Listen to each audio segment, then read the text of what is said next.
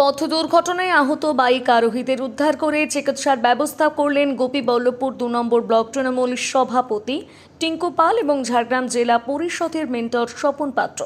টিঙ্কু পাল এবং স্বপন পাত্র শনিবার সকাল ৯টা নাগাদ গোপীবল্লভপুর ২ নম্বর ব্লকের চরমুন্ডি রানটুয়া রাস্তার মাঝখানে দুর্ঘটনাগ্রস্ত ৪ জন বাইক আরোহীকে উদ্ধার করে গোপীবল্লভপুর সুপার স্পেশালিটি হাসপাতালে চিকিৎসার ব্যবস্থা করেন। জানা গিয়েছে, এদিন চরমুন্ডি রানটুয়া রাস্তার মাঝখানে দুটি বাইকের মুখোমুখি সংঘর্ষে জখম হন ৪ জন। ঘটনার কথা জানতে পেরে আহতদের উদ্ধার করে তৃণমূলের ব্লক সভাপতি এবং জেলা পরিষদের মেন্টর গোপীবল্লভপুর সুপার স্পেশালিটি হাসপাতালে নিয়ে আসেন। হাসপাতাল সূত্রে খবর, আহতদের অবস্থা গুরুতর হওয়ায় তাদের ঝাড়গ্রাম মেডিকেল কলেজ হাসপাতালে স্থানান্তরিত করা হয়েছে।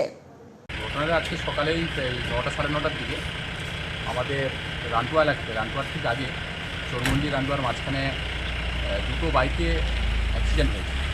তো দুটো বাইকে দুজন করে ছিল এবং একটা ছেলের বাড়ি হচ্ছে রানটুয়াতে আর একটা আরব, আর বাকি দুটো ছেলের বাড়ি হচ্ছে নয়গ্রাম ব্লকের বালিগাড়িয়া জাম্বনিতে। তো এই ছেলেদেরকে আমরা সেখান থেকে নিয়ে এসে বর্গিডাঙ্গা সুপার স্পেশাল হাসপাতালে অ্যাডমিশন করেছিলাম। এরপরে এখান থেকে ট্রিটমেন্ট করে এখান থেকে রেফার করলো ঝাড়গ্রাম।